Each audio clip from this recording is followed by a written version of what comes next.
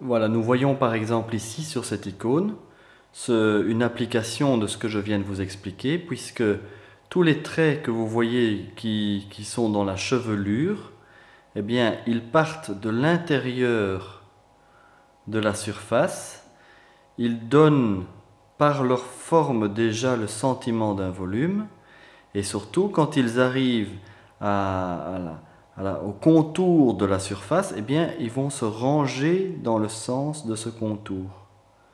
Si ici on avait fait un trait qui venait casser le contour, eh bien ça se verrait tout de suite et ce serait vraiment beaucoup moins beau et ça ne donnerait pas ce sentiment de volume, donc de façon très simple.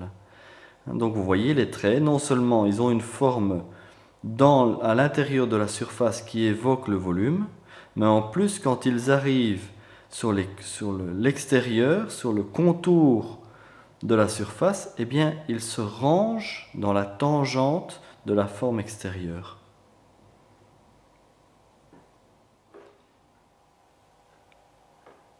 Une autre manière d'utiliser la technique du trait, c'est de faire une technique par croisement.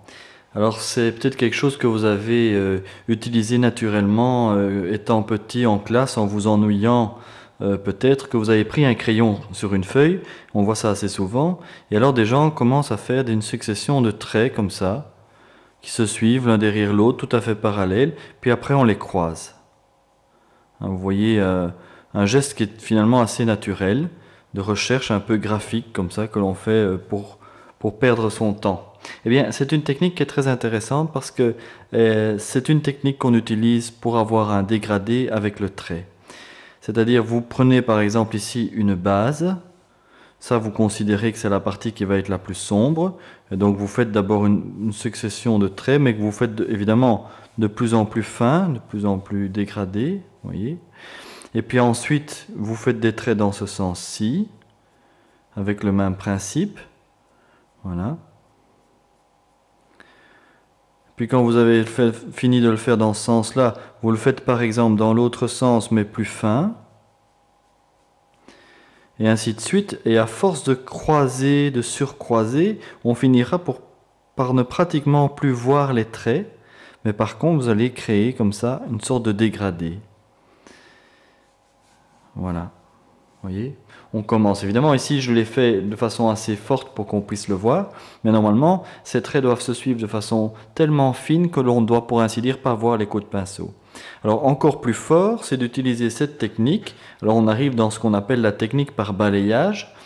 C'est d'utiliser cette technique, mais regardez bien, en écrasant le pinceau. J'écrase le pinceau et je lui enlève son surplus de peinture, ou ici d'encre.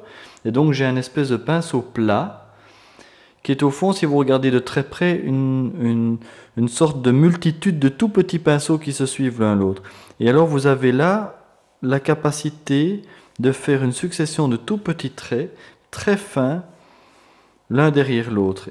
En les croisant, vous pourriez obtenir aussi une sorte de dégradé, mais beaucoup, beaucoup plus fin encore que quand vous utilisiez le pinceau trop mouillé.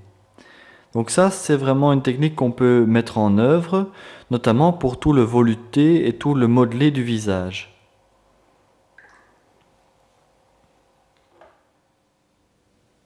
Nous allons pouvoir voir sur ce détail d'icône deux applications de la technique au trait que je viens de vous expliquer. D'abord sur les traits qui permettent de donner un sentiment de volume à une surface. Regardez un petit peu les ailes des anges. On va aller faire un gros plan sur l'une d'entre elles. Vous voyez que les traits qui sont faits à l'or, eh bien, ont tout un modelé. Ils commencent très épais et finissent fins.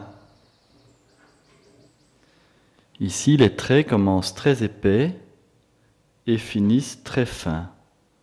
En plus, vous voyez que le mouvement des lignes respecte bien le contour extérieur et donne bien le sentiment d'un volume. Une autre technique que nous venons de voir, c'est la technique des petits traits, qui permettent de donner un sentiment ou en tout cas une impression visuelle du dégradé. Si vous regardez l'icône ici à une distance normale, vous ne remarquez rien de particulier, par exemple dans les rochers. Vous constatez simplement, vous voyez que ici et là, vous avez un dégradé. C'est plus sombre, ça arrive dans les teintes moyennes, c'est éclairé et puis ça retombe dans les teintes sombres. Eh bien, si on s'approche très fortement de ce dégradé, on se rend compte qu'il est constitué, comme je vous montrais tantôt, d'une succession de petits traits qui sont croisés.